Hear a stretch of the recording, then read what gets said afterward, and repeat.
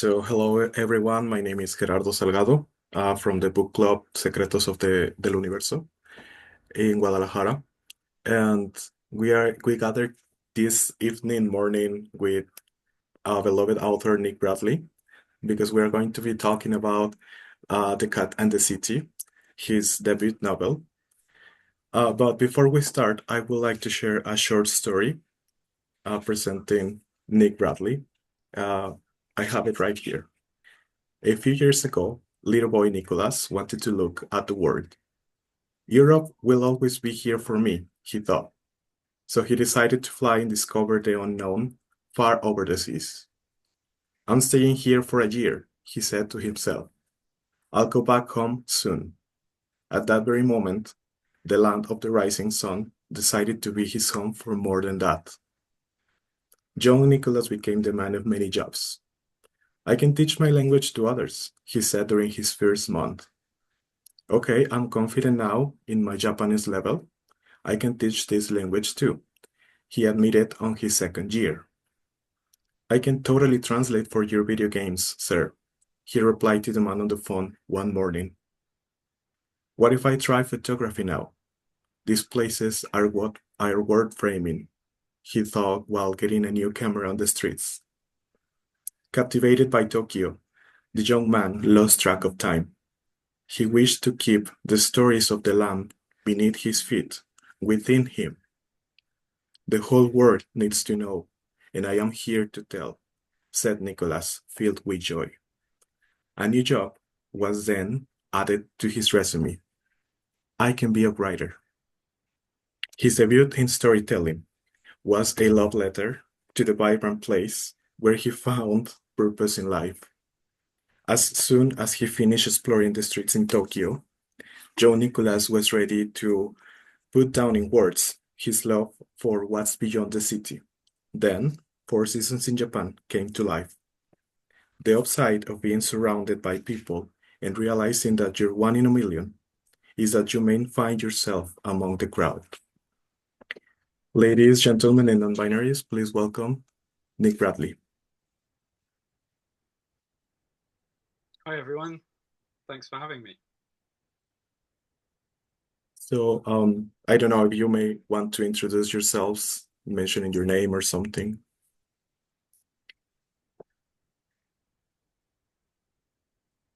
Well, I can do it for you. That would be good. Yeah. Shall I just call out people's names and then if they just introduce themselves to me, is that okay? Shall I start with Nat? Hello, Nick. Hi, Nat. I'm Nat Vega, and it's an honor to be here talking to you. Your book is something that we really appreciate and love. We discussed earlier some of the tales, and they are interesting.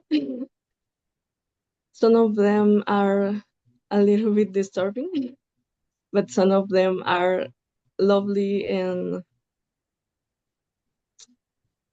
it brings memories. They are really amazing.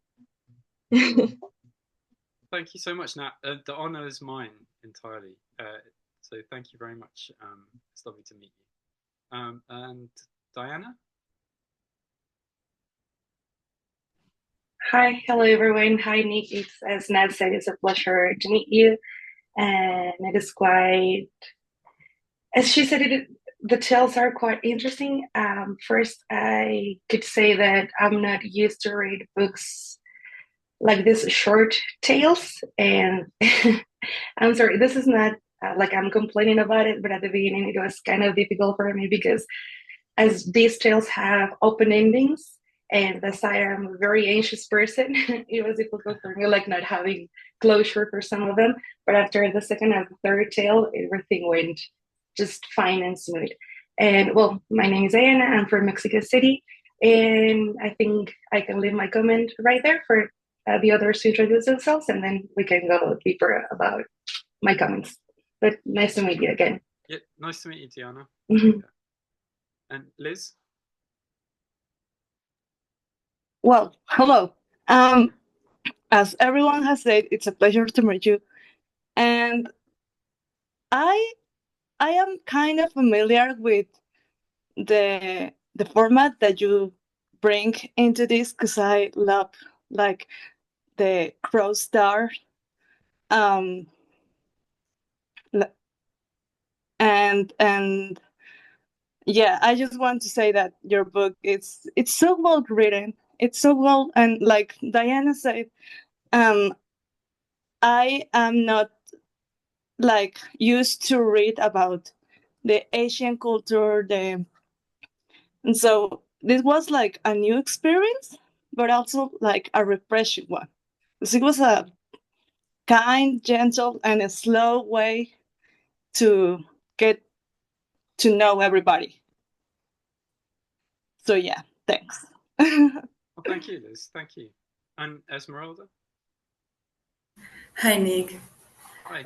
Well, I'm sorry, I'm just speak a little bit English, but I just say one thing. I really loved your book. It was it was very, I don't know, I don't know, I don't know how to say, but I love it, just love it.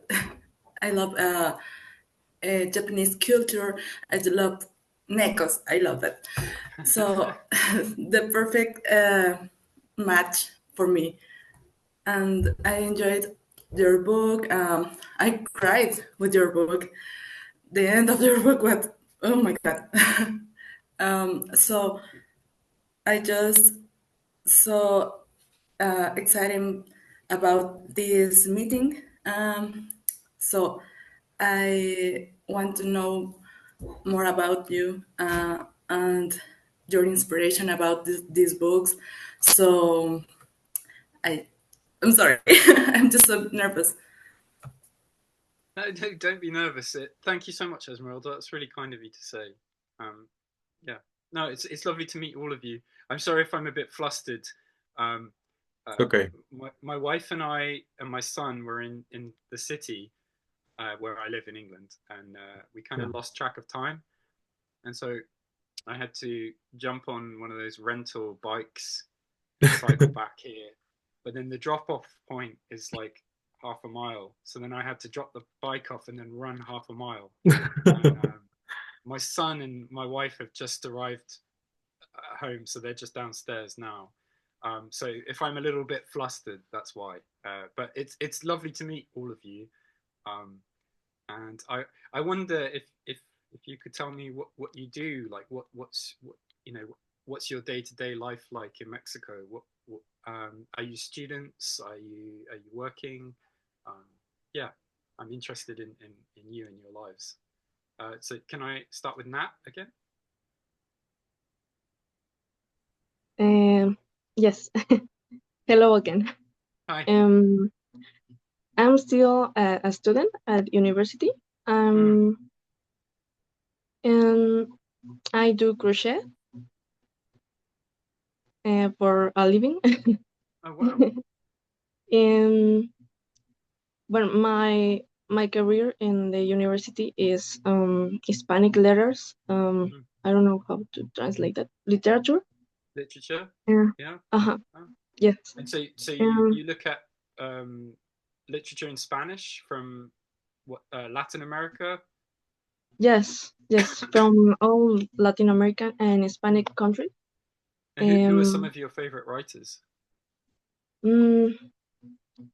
Andrea Chapela.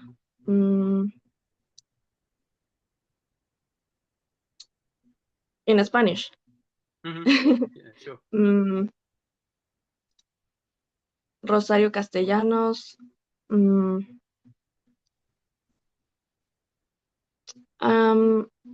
I like a lot of Rulfo works. Ah, yeah, okay.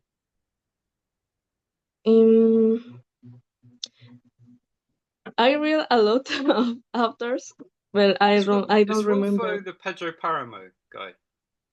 Yes, yes. Yeah. Okay. Yeah. That book is mad. I love that book. It's so cool. Yeah, it's so crazy. It's interesting and fun to read and to analyze. It was fun. Okay. Yeah.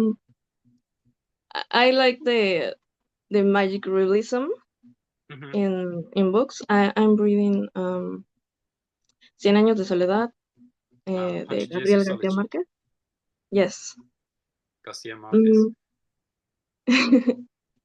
My wife is she grew up in Colombia, so she lived there Oh. for 18 years.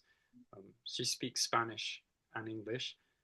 So we've been together about 10 years, but in that 10 years, she's introduced me to a lot of Latin American literature because I knew nothing when I met her. So she's educated me, and I introduced her to a lot of Japanese literature. So we did a kind of book swap. You share interesting books with each other, no? Yeah. So she loves Roberto Bolaño. Yes. And Garcia I hear Marquez. about him. Yeah. He writes complicated stuff. Yeah. Okay, and Diana, how about you? What do you do? I work in a hotel. I started tourism, specialized in hospitality. It was such a long time since I stopped studying. I would like to maybe do a master's, but something more related to arts, because my heart in one way has felt always attracted to arts, and I like learning languages. I studied like Japanese for 2 months, but then I found out that it is necessary that you feel attracted to the culture in order to feel interested in the language. And unfortunately, that's not something that quite happened to me with the Japanese. And I always found out that Asian languages are kind of scary. And as I previously mentioned, I am a very anxious person, and I also have ADHD. So my hobby is to learn hobbies. So I've learned like tons of things, and I'm one of those people that if I want to paint, I buy like all my paintings, all things to do so, but then I forget it like after 2 months. But I get entertained with that. And I don't know, what else would you like to know? So what languages have you studied other than Japanese? Korean, French, and Italian. French and Italian, it was when I was like a teen, but I started both for about a year.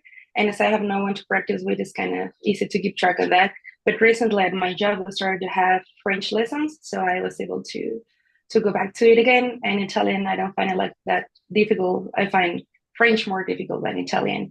And Korean for me is kind of easier because you write vowels and consonants, so it was like not that complicated. But I was very happy when I was reading some of the words, and as I have been into a bit of the Asian cultures, that I was able to understand some of the words that you use, that I would really like to thank you for, because you are not looking for like describing precisely what those words means, because I think that doing that would make lose some of the sense of the dialogue or the writing.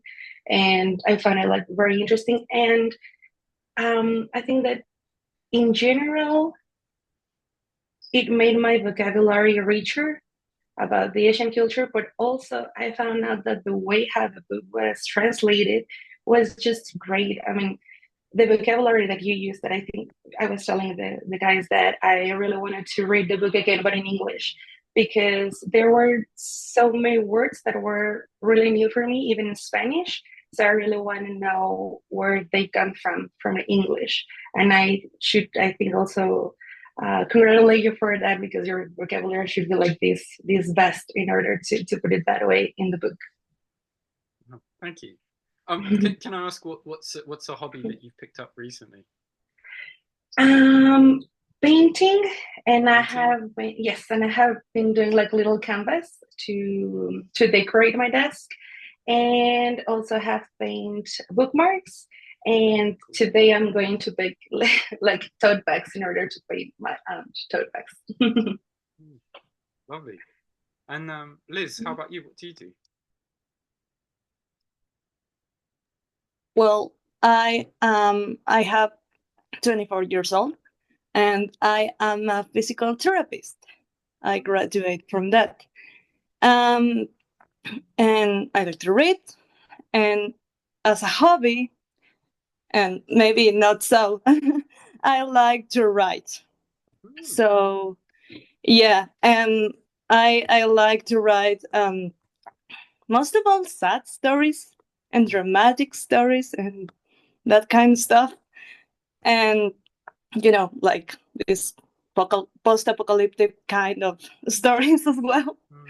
So yeah, and here there's where I say earlier makes an appearance, because I have read stories with the crossover trope and the cross paths trope, and I really, really enjoy it. And I'm like very much into it, because I think that when you introduce characters, and maybe when they don't appear like as much as the reader wanted, they're still like important for some kind of reason or other, and I don't know, I just found that very, very interesting, very impactful, like for the reader and in general. I have read books like that with Adam Silvera, with that boy at the end, sorry. And it's a very meaningful book to me. And just like find this out in your book was like very refreshing and very lovely as well. So yeah. What else I do? I like to listen to music, like in every genre. I listen to I don't know, whatever is in my playlist, or even if it discovers something new, like I give it a chance. So yeah. I was going to ask if you read Station 11. Station 11. No, I'm gonna write it. Yeah, you might like it, because it's kind of post-apocalyptic, but it's also a story that weaves in different characters over in different time periods. It's a really good book. Really good book. Okay, yeah. I'm gonna look for it. Yeah. Are you working on a story at the moment? Are you writing something? Yes. Just yesterday I started the outline of a new story that would take place in the same universe that the last story I wrote. And I had the outline at the moment, and like a script of the first part, but I'm still working on it. Yeah. Fantastic. Awesome. Yeah. Thanks. It's a wonderful thing, writing stories, isn't it? Yeah. Yeah. And Esmeralda, how about you? Well, I'm a graphic designer. My hobbies. I think I have a lot, but especially I'm an otaku. I enjoy so much watching anime. I don't know what genre. Love stories, I think. Do you know Clannad? Clannad? What's that? Clannad, the name of anime series. No, sorry, I don't know it. I don't know it. Well, it's a story a little similar, because a little similar with the book on the city, the Gato in the City, because they have many stories in the same story. I know, but when we was reading the book, Hera asked us about an story who remembered this book, and I forget this anime, and now I'm remembering the name of this anime, and This, I'm sorry, I'm so nervous. This story is similar like the Cat on the City, and this is I think maybe you know that, but I'm sorry. Well, it's okay. So I love these stories, the anime. So do you know manga? Of course, Mhm. but I didn't read a lot of manga. I prefer the animes. So I think that the biggest hobby for me. Mm. Mm. Did you watch? Gosh, what's it called? Kimi no Nawa. Your Name. Yes, of course. Yeah. I love. Did you see that another one called Suzume? No. Same director. It's a new one. It came out Ah, recently. okay. I think a girl turns into a chair. Okay. No. It's called Suzume. It's good.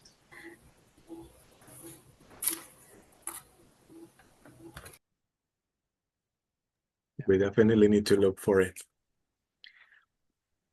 Well, thank you, everyone, for introducing yourselves a bit.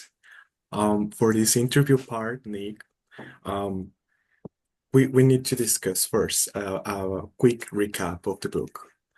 As soon as we reach the second chapter of The Cat in the City, it's quite obvious that the stories are interlinked in some way, and we are introduced to the city through them, and we get to know them within their own stories. Even though they live an isolated life, they affect each other in a kind of domino effect way. Their names, their actions, or something they even something they don't do, that pops up within each other's lives. Most of them feel lonely. Most of them want to get out of Tokyo.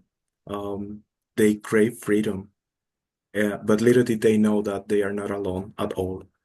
So for starters, Nick, please tell us why is this book, The Cat and the City, so meaningful to you? Gosh. Wow. The tough thing about it is that I wrote it. God, I started writing it 10 years ago, and I finished writing it in 2019. It came out in 2020, and to be honest, I don't remember it very well.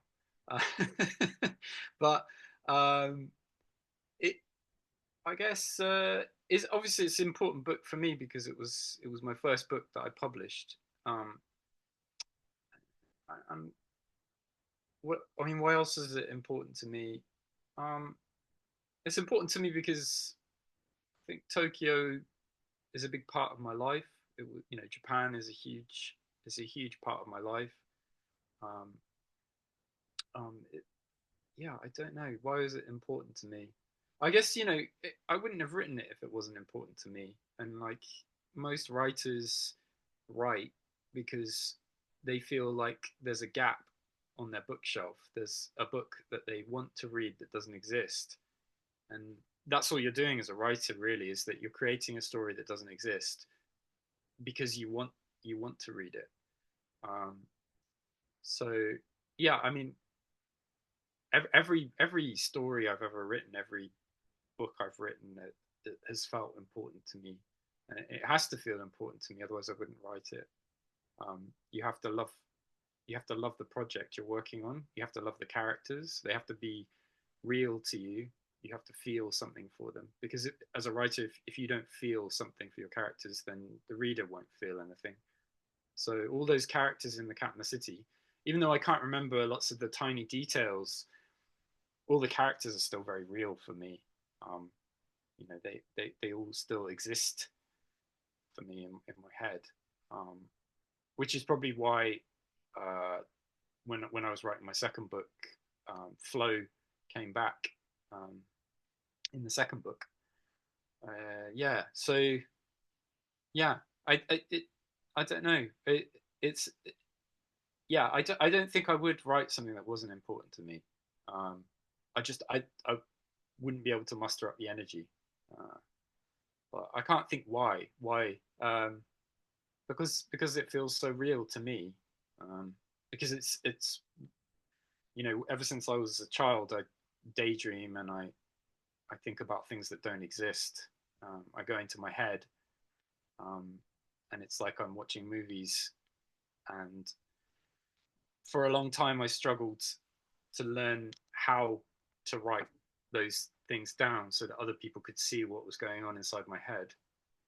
And that was the hard part for me. So I never found the creative side of creative writing difficult, but I think the writing part didn't come naturally to me. So I had to work hard to get better at writing. But I think there's always something going on in my head. I can't look at the real world and not start to twist it and change it into some kind of fantasy in my mind. So yeah. I mean, I guess that's why it's important. Yeah. I hope I answered the question. Sorry. No, you did great. No worries. Most people call this book a love letter to Japan, but also I think it's a love letter for cats because they were your emotional support friends while you were in Japan for 10 years. So I believe that you capture perfectly the symbolism of cats in the culture. Even you dedicate yourself the book to one of your cats, if I'm not mistaken. Yes, that's correct. Yeah. My first. I can show you something. Oh, sorry. Sure. So this is the Chinese version of the book but they printed in the front. They printed photos of my cat. Yeah. So this is the cat Pansy, who was the basis for the cat in the Cat in the City. Different kind of cat, of course, because the cat is a calico in the story. But yeah, so it was really based on Pansy. But Pansy passed away in 2021, sadly. Rest in peace. Yeah. I have two cats who we adopted after Pansy. Yeah. So I mean, I guess I mean, some people say it's a love letter to Japanese literature too. I think that also is true. Like it at times I'm not sure whether I write about cats because there's so many cats in Japan because I have a cat, or whether it's because Japanese literature just has so many cats in it. It's from reading all the Japanese literature, kind of, I'm never sure whether I'm inspired by reality or inspired by art. So it's difficult to say, really. Yeah. We also we could notice your effort to give voice to those that were silent, because you really understood the economics, the social culture, the politics, the art, the traditions, everything in Japan during your time in there. You celebrated this book, Tokyo, and you commit to many targets and you succeed. That's a beautiful thing to read for us and to know, because that way we get to know you as a person and what you fight for, your interest. I would like to share a little bit about my own personal learnings with this book, because this book made me feel more sensitive in the way I walk around the streets. I consider that The Cat and the City is a beautiful demonstration of the sense of belonging in modern society. And I think that this shows how our lives are constantly intertwining. And also, we can find purpose with this sometimes when we don't know what's going on in our lives. Or maybe this book speaks to me that way because that's the moment in life I'm living in right now. But yeah, I am talking a bit about your other hobbies because you ask about our hobbies. So now I know that you love movies and music. That cinema and music are your passion, basically. So let's daydream for a little bit because I would like to know about your cinematic vision. If this book, The Cat and the City, were to be adapted to a movie or a TV show, are there any specific directors or visual styles that you would like to include? Or which musicians would you pick to capture the essence of the soundtrack? That's a really difficult question. Well, one thing I know for sure, and I've been approached by production companies about adapting it. And one thing I know for sure is that I wouldn't like to be involved in the adaptation, right? I'd like to leave it for other people to do because I don't think I am. I work in as a novelist because that's my medium. That's what I know. I know how to write novels, and for me, film is or cinema is like a magical thing, and I don't want to work in it because it would spoil it for me. It would be like looking behind the curtain.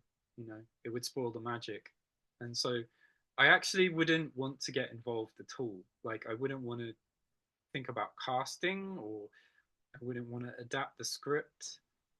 I would like to leave it up to other people, and I think that's why I'm a novelist, right? Because, like, for example, Gerardo, those things that you were saying about what the book meant to you, that's what's beautiful about literature, is that I write some words and I write a blueprint, but in a sense, the most important thing for a book is the reader, not a writer. It's the reader, and I appreciate that sometimes people think that they might know me because they've read my book, but I don't think that they really do know me.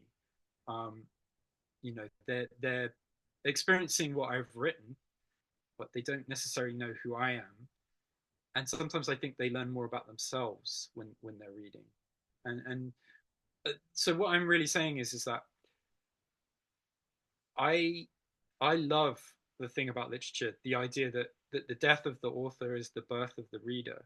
That I write something, I put it out there, and then it comes to life when readers pick it up and bring their own lives to it and bring their own imaginations to it. And so in a sense, like if I were to say, I'd want this director to do it and I'd want this music or whatever, then I would be spoiling your own interpretations of the book. I would be projecting something too much onto it. And I think something that Diana said earlier about the stories ending, to begin with, it made her anxious because the stories ended in this ambiguous way. And that's one of the things I love about short stories, is that they often end with ambiguity. And like a really good short story is something that only takes 5 minutes to read, but you think about it for 50 years. You go away and you start to create the things that weren't there. All of the ambiguity, like maybe, interpreting and trying to guess at what this might mean or that might mean. And that's what I really love about literature, is that ambiguity. And in some ways, like I love cinema, but I just don't want to work in it. I don't want to work in it. But I can tell you though that one of the directors who really inspires me. Oh no, there's a few directors who inspire me, but particularly when I was writing The Cat in the City. So I'd say that The Cat in the City is really inspired by Koreeda, Hirokazu Koreeda. So he's a contemporary director. He often wins awards at Cannes. He's fantastic. He's got so many good films, but you might have seen some of them perhaps. There was one called Shoplifters about a family who stole things. Then he has one called Nobody Knows, which is based on the true case of a mother who like abandoned her kids in an apartment. And anyway, I'll put his name in the chat so that if anyone wants to. Anyway, so his first name is Hirokazu and his surname is Koreeda. So he's a massive inspiration to me. I think he's a wonderful director.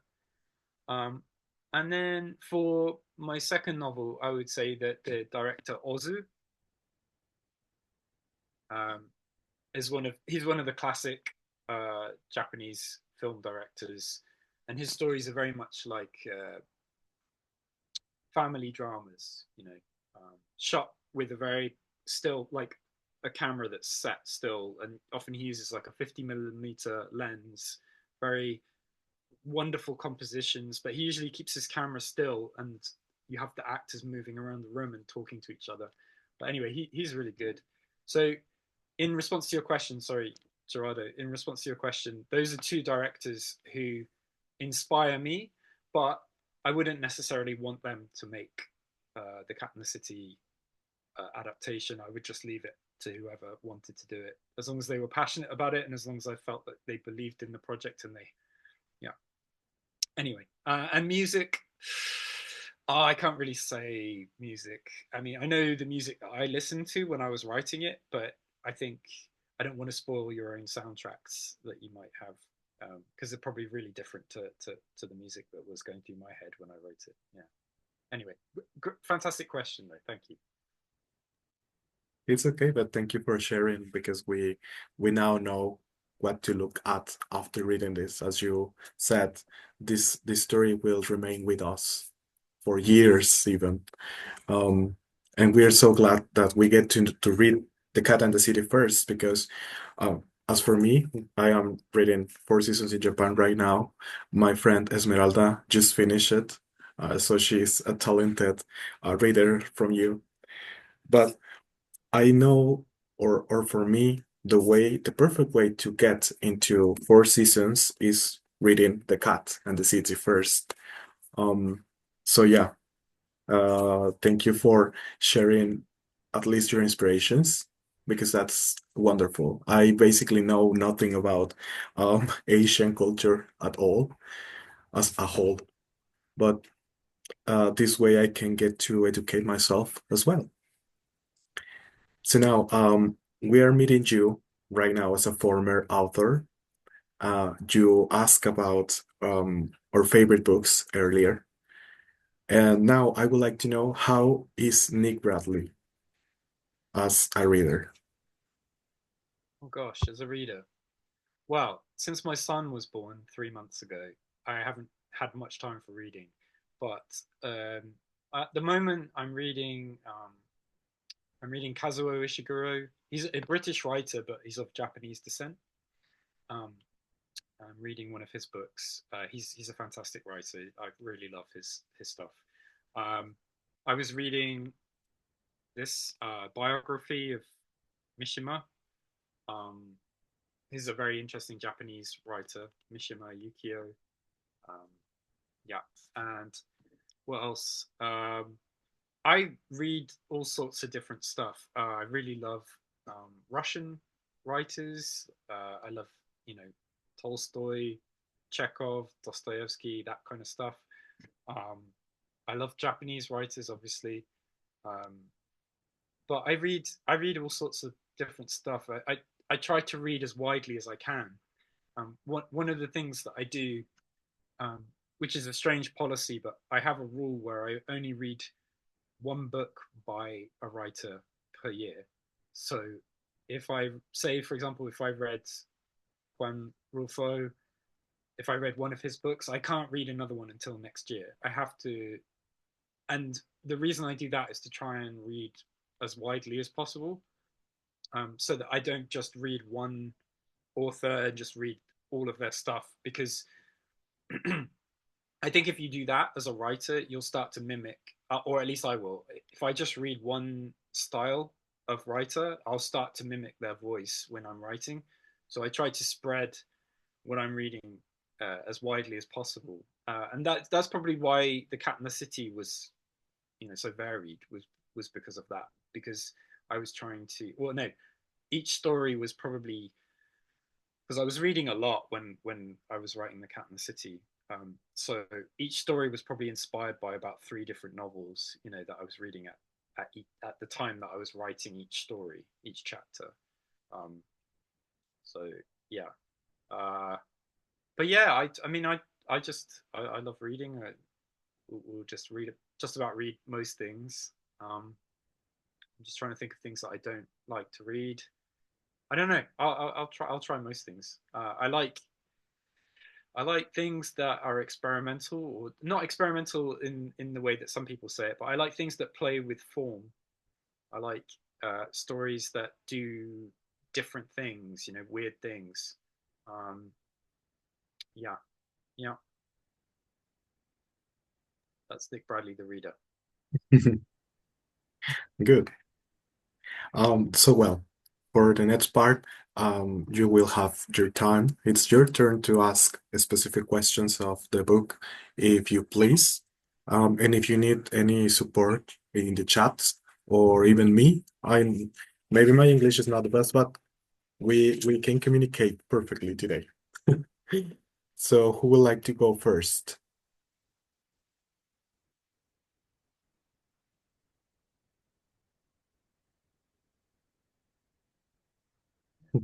Go ahead, Diana. Hi again. So I think the first ones would be like questions, if you allow me, Nick. The first one would be, if there's something that I have learned about Asian cultures, is that everything has a meaning. So those names. So I would like to ask you if you choose some of the names for characters according to the characteristics of their persona. Yes, I did. So for example, Ohashi, I don't know if you remember, but Ohashi meets the cat under a bridge, and Ohashi means large bridge, right? So yeah, there were some little things that were encoded in the names. I'm just trying to think, because it's such a long time since I wrote the book. I remember that Ohashi's first name is Ichiro, and as far as I made my research, that actually means like first son. So, and we know that he's the elder brother from Taros.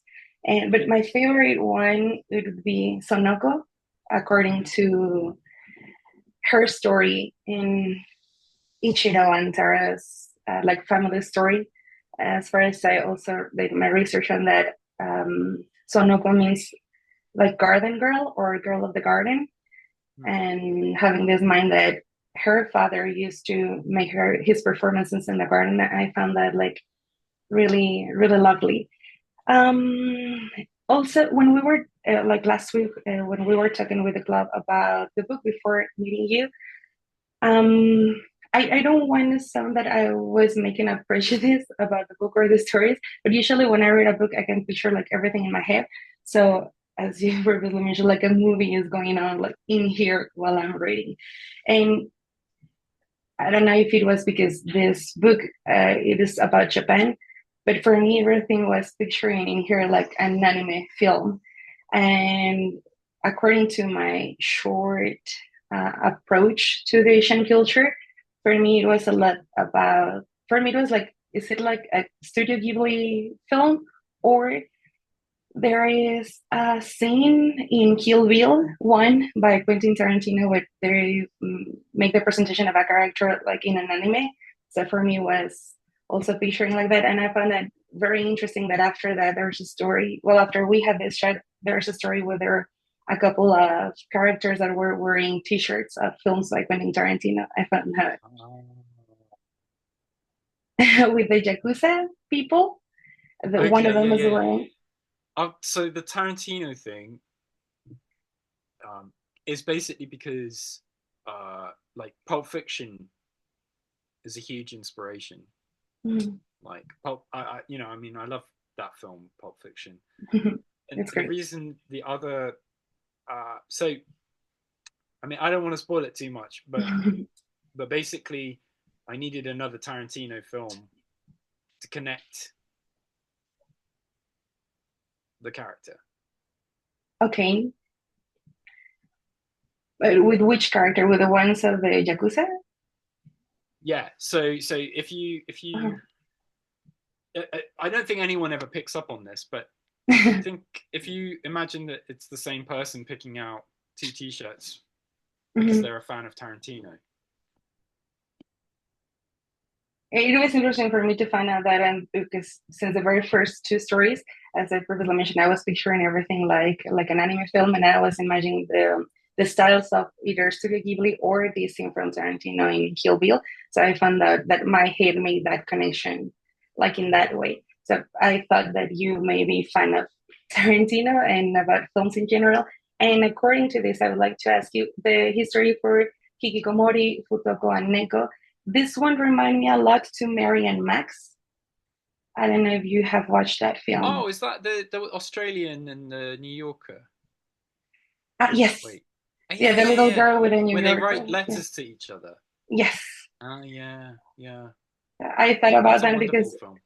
yes, and I thought about it because it's also a relationship with a grown-up and an infant, but it doesn't go the way how someone would think, like not in a good way. It is completely the opposite, how they learn from each other and they grew from each other, relationships with each other.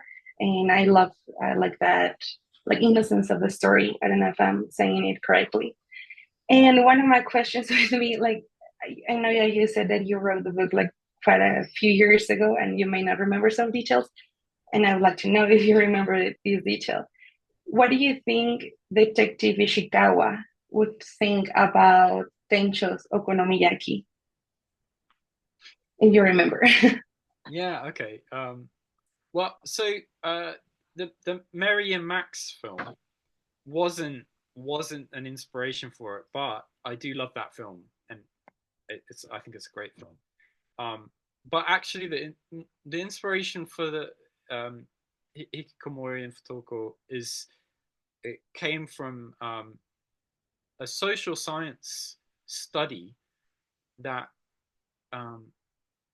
Futoko, like school refusers, statistically go on to become hikikomori. Like there's a very high correlation. So, and I guess it all begins because when I first moved to Japan, you know, like 20 years ago, I worked in a junior high school, and I remember one day a teacher said, Nick, can you come here for a minute? Can you come here? And he brought me into a room, and there was a kid there, and he was like, can you talk to this kid? And so I did. I just sat down and I just chatted with this, young boy, and we had a good chat or whatever. And then afterwards, I said to the teacher, what was that about? And he said, oh, he's Futoko, right? He refuses to come to school. He stopped coming. And this was the first time that he'd come back to the school in months. So I wanted you to come in to just have a fun chat with him so that he would have a good day so that he might come back again. And so that was my first experience with it in real life. But then I became interested in it as a phenomenon in Japan. And so you might have read somewhere that I did my PhD in Japanese studies. So I went to a lot of conferences, and so I remember seeing this academic paper about the connection between Futoko and Hikikomori and how there was a direct correlation. And so my mind then turned the concepts into characters and just thought, well, and it was also, I interviewed one of my favorite novelists, David Mitchell, and I think I asked him something about if you could go back and give advice to yourself as a younger novelist, what would you say? And he said something, and he said, but I would be more interested in my future self coming back to give me advice, what they would say. And because I was writing the story at that time when I interviewed him, it got me thinking about that idea that possibly these two characters are the same person, but just at different stages in their life.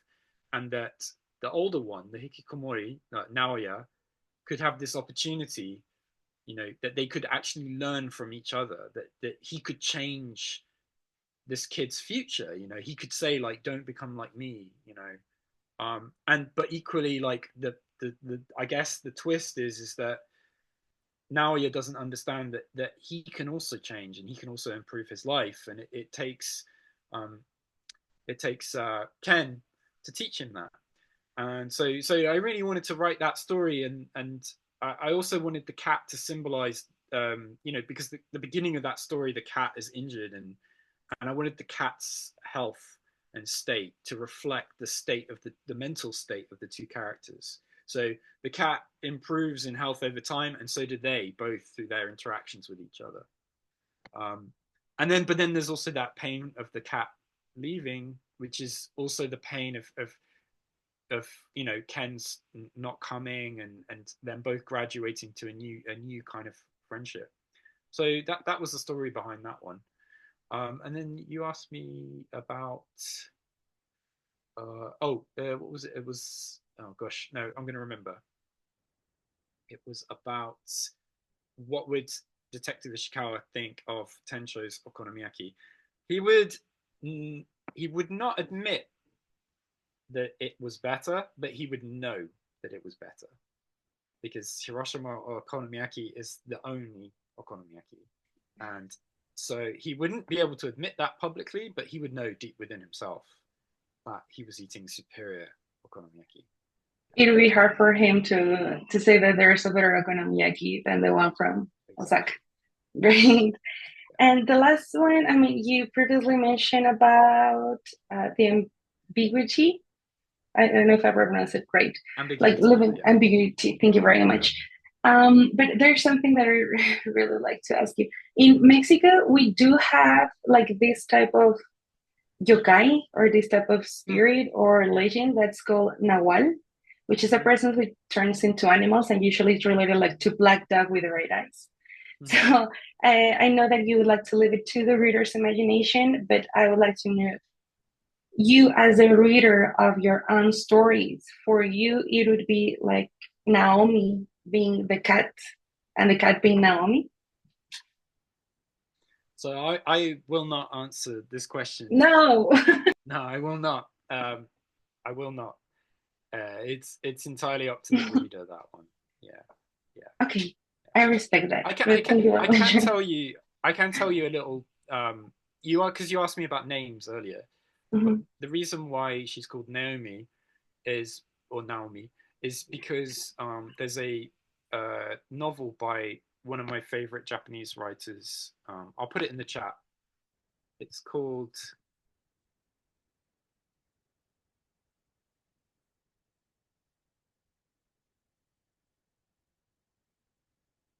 that one, and it's such a great book. I don't know if it's translated into Spanish. In Japanese, the title is A Fool's Love, but the English title is Naomi, because it's about a guy who basically tries to groom a younger girl called Naomi, and he tries to make her, so she's like 17 or something. He tries to make her into the perfect wife by getting her young, but anyway, it doesn't go well for him. But yeah, the Japanese title is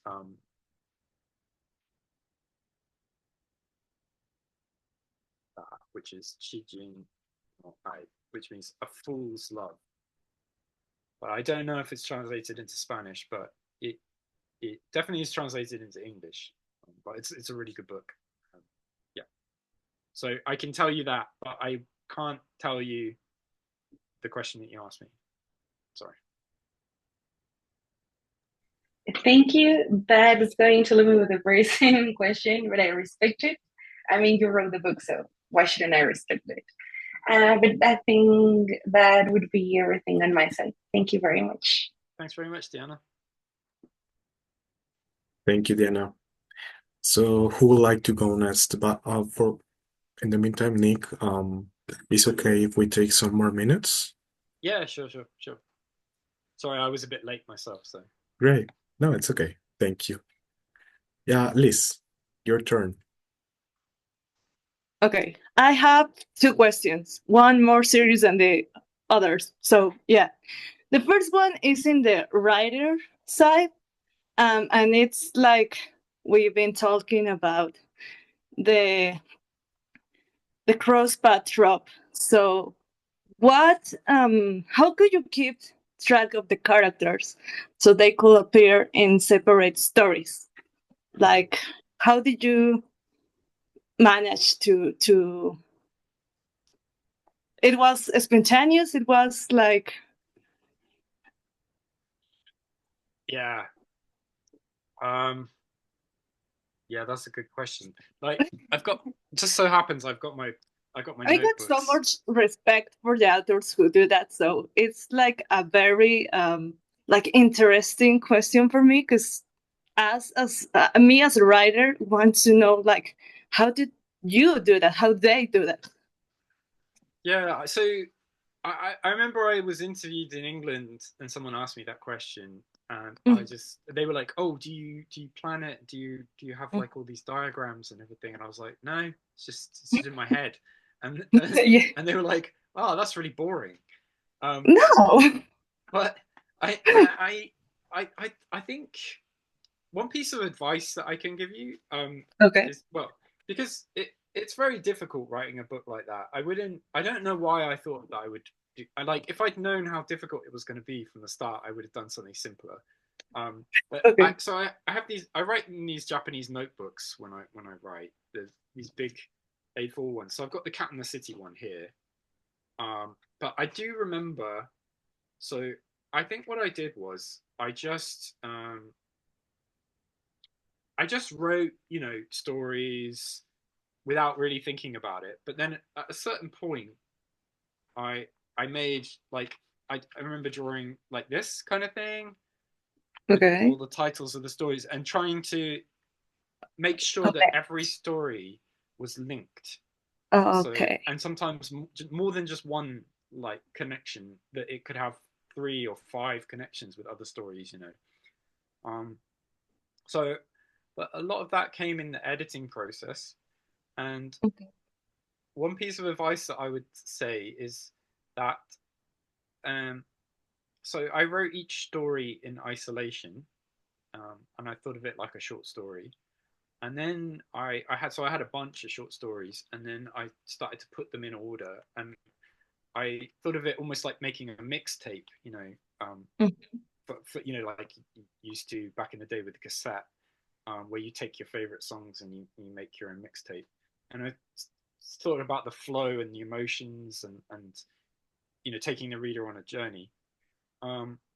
But sometimes I had written a character with a different name, but when I thought about it and looked at it, I thought, well, that character is actually exactly the same as this other character. So I just made their name the same. So, Okay. like, Okay. Yeah. and this is like the Pixar technique, right? Is often when we write, we make things too complicated. So in the editing process, if there's 2 characters who are really similar, make them the same, right? Okay. Because Yeah. what it ends up doing is it makes it easier for the reader, but it also makes that character a bit more interesting. Because you might have More written one difficult. scene where they're like angry, and then you might have written another scene where this other character was sad or whatever. And then instead of the character just being one dimensional, it's like, I'm angry character. It's like, no, now they're angry and now they're sad. So it mixing characters and melting them together is a good way to write these kind of interconnected stories, I think. Okay. Thank you. And my other question is, like, picking the previous questions of Jerry and Diana. Which story of the book do you would you like to see as a short film, or not produced, not involved, just in your mind? Which one?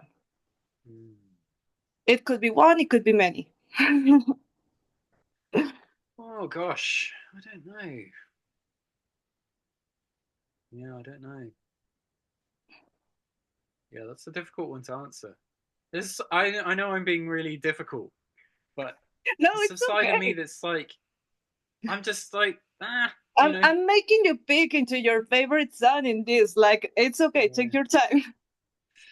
Yeah, I don't know. I don't know. I can't. Like, part of me doesn't want to see it because it's like Okay.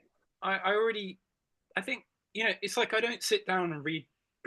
I don't sit down and read my own books because part of the process of writing it is you just have to read it over and over and over and over again, and you get so sick of it. Like, I'm proud of my books, but I would never just sit down and read them. Okay. And in the same way, I would feel like a bit weird if I had to sit down and watch it on a screen. I don't know if I'd like that. Yeah, because Okay.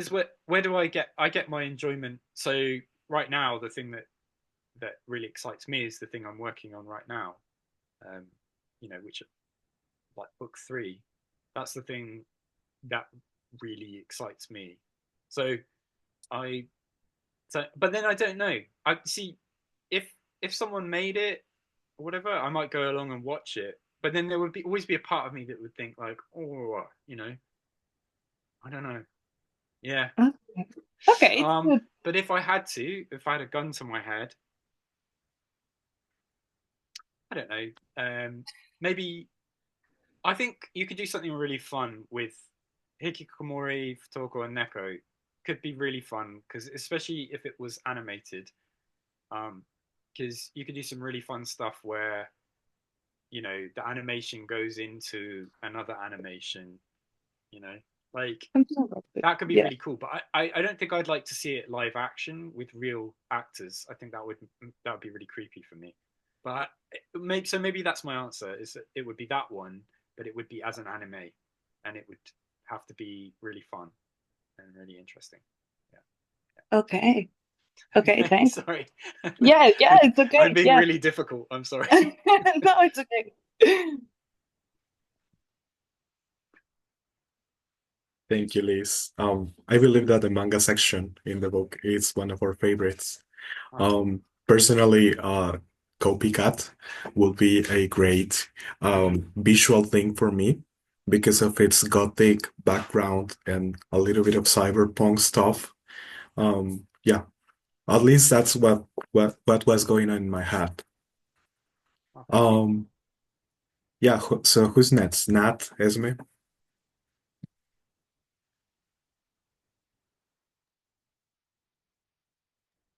Okay, Esme. I only have a question. Why Calico Cat? Why Calico Cat? Good question. Well, one is that they're kind of lucky in Japanese culture. And 2 is there's a really, really famous Japanese novel called I Am a Cat that features a calico cat. So it was a kind of reference to that. Yeah. So it's because of the connotations of luck, but also it's an allusion to a Japanese novel. Thanks.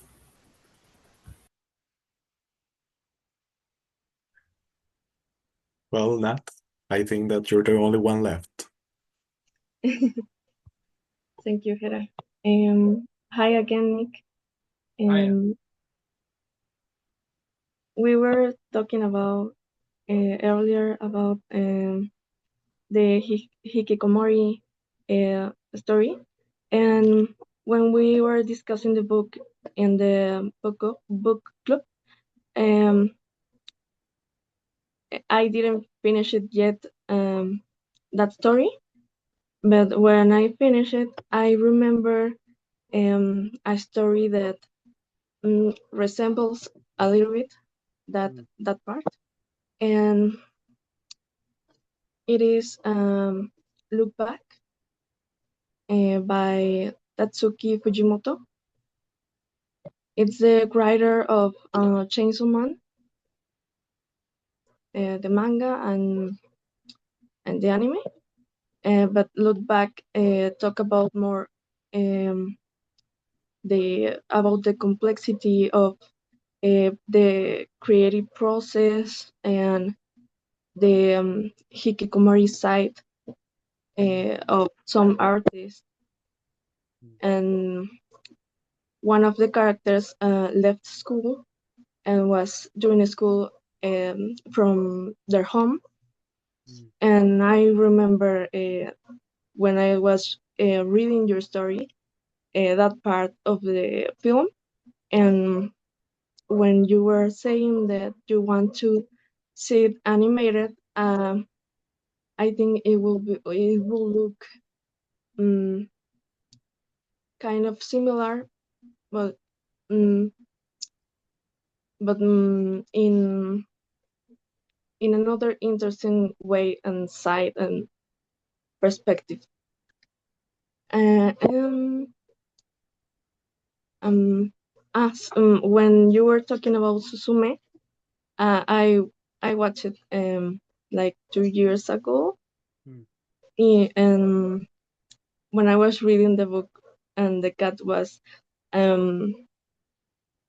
interconnecting the stories and like chasing to the final tale. I remember that it was funny in the movie when the cat was chasing not to the end and the chair, and everything was funny and well, interesting and beautiful. And that story, your story, will be, if the movie or adaptation is came out someday, it will be really interesting if they made it animated like Suzume or Look Back. And my question is more on the side of the editing process. And in the acknowledgement page, you thank your editor for put together some things that was difficult for you. I want to know if the writing and creative process was influenced by the editing process. Yeah, that's a good question. I think like writing is largely editing, you know. I think a lot of people write something and they think, they start at the beginning and they write it and they get to the end and they think that's it, it's done. And usually you need to work on it more, like, and that's why editing is so important. So like for the Cat in the City, I remember the changes that, so like I have a very good relationship with my editor, and I worked with the same editor again for my second book, and hopefully I'll work with the same editor. I'll keep working with them because I really enjoy the process.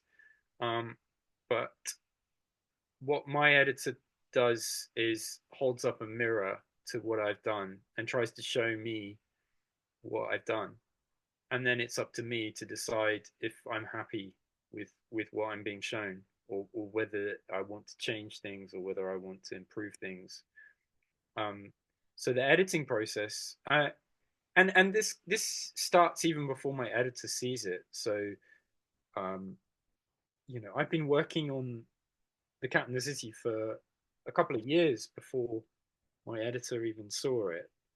And then of course, like, I sold the book to the publisher, and you sign the contract, and that's it. Like, I could let it be as it is, but So my editor for The Cat and the City, I remember the Detective Ishikawa was the second to last story, and all of it came then. And my editor gave me two big edits, and one was that they thought that the Detective Ishikawa story introduced too much right at the end of the book, and so they said, "Why don't you delete it? Why don't you get rid of it?" And I didn't want to do that. I really didn't. But I knew that there was something wrong because my editor wouldn't have pointed the finger at the issue if there wasn't an issue there. But I knew that I didn't want to delete it. I didn't want to get rid of it. And so that's why I took it and I divided that story up into 3 parts, and then I threaded it through and called it Case Notes 1, Case Notes 2, Case Notes 3, because I felt like the story did a lot for the book, and what my editor really wanted was for, if it was going to come, was for it to come earlier, but I didn't want all of it to be revealed at once. So the Detective Ishikawa became a hook that pulls the reader through the stories. So that was one big edit I did. So, and my editor was really saying like, get rid of it, but I knew that there was a different option. So often the editor will come with a suggestion, and the suggestion doesn't fix the book, but it does encourage you to think of an alternative that works for you and works for the book. And then the other thing, so there were 2 things. The other thing was, originally I had a different ending story. It was completely different. It was still called Opening Ceremony, but it moved around the whole city on the day of the opening ceremony, and it tied up every single story. It tied up all of the stories. So we saw all of the characters, we saw all of the endings. And my editor said, this is fine. Like, you can end like this if you want, but I think that it should end on a more personal and more intimate, in a more personal and intimate way. And so they also said, my editor also said, oh, you mentioned this character Ryoko, but you didn't, like, we don't really see her. So there was the answer. I knew then that she came back from New York. I knew then that the story had to be from her perspective. And sometimes I think, for me, I know what's going on in my world. I know what characters are doing, whatever, but sometimes I just don't know where to shine the spotlight, where to focus the camera in on. And my editor's very good at sometimes saying, look, right, you don't need to show everything. Focus in on something. And I think that's the thing. I know what's going on in my world. I know what my characters are doing. I just need to choose the right lens for the camera, and I need to point it in the right place sometimes. So for me, like, actually editing involved writing a new story, a new chapter. It involved lots of other little things, but all of those things, I think, improve the book. Like, as far as editing, I don't think I've ever edited a story to make it worse. Editing only ever makes something better, and anyone who has an aversion to editing is probably just lazy. Like, everyone needs to edit. Everyone can make something better. You can always make something better. But it's tiring. It's really tiring, because essentially what editing is that you've just run a marathon, right? You've written this whole draft of a novel. It's taken you months, possibly even a year or something. You've written like 70,000, 80,000 words, and you've pondered over it forever, and you've got everything perfect, and then someone comes along and says, why don't you tear this apart? Why don't you delete this? And it's really hard. It's like you finished the marathon, and then someone's like, oh, you got to run another marathon now. But really, that's what writing is. It's just enduring pain, just never-ending pain, rejection, and hardship. And if you're happy with that, then you can be a writer. Just because it's fun. But you've got to love it. You've got to love writing, and editing is writing sometimes. you have to write new material. It's not just cutting things; it's also more writing. Yeah, yeah. Anyway, sorry. I hope that wasn't a miserable answer. It was a wonderful answer. Thank you. Thank you. Now, in my career, I see the editing side of the books and the marketing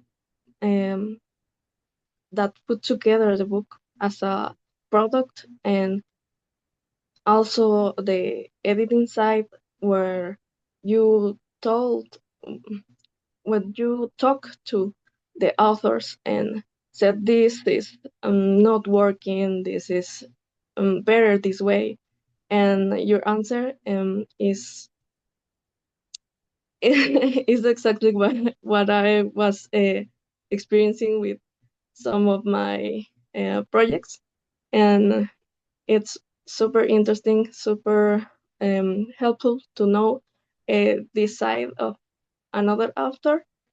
Thank you for answering my questions, and thank you for being here with us. We love so much your book, your tales, and the cats. thank you. Now, thank you. All right, my dear friends. It's been lovely to chat with you. Thank you so much for joining our tea time and for your amazing questions. Thank you, Nick, for this conversation. Thank you for your time. And thank you for fostering literature and storytelling just the way that you are doing. Be sure that we will keep an eye on your upcoming projects in book 3. And feel welcome anytime. Hopefully this is not going to be the last time we meet. Be sure that we are waiting for your next book. In the meantime, I invite you all, if you haven't read it, to go for 4 Seasons in Japan as well. You're not going to regret that. And well, I don't know if you would like to take a picture all together with your books before we go. I might have a copy somewhere. Yeah, sure.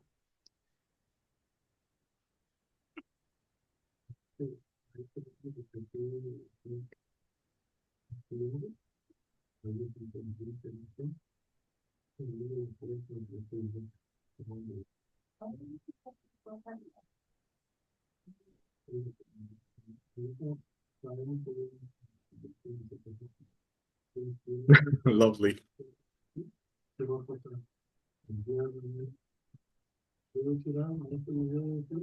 Thank you very much again.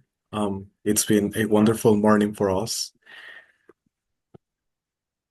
Thank you so much, Gerardo. Thank you for organizing it. And I'm sorry I was a bit late, but no worries. No worries, it's okay. Everyone, our next read in February is going to be Jade City by Fonda Lee. So if you're watching this recording later, we will keep track on that. So feel free to join us for the February pick. Thank you, Nick, and my best wishes for your family. Thanks, everyone. Okay. Thank you so much. Thank you for all the wonderful questions, and thanks for taking the time to come. It's been wonderful talking to you guys. Cheers. Cheers. Bye. Bye-bye.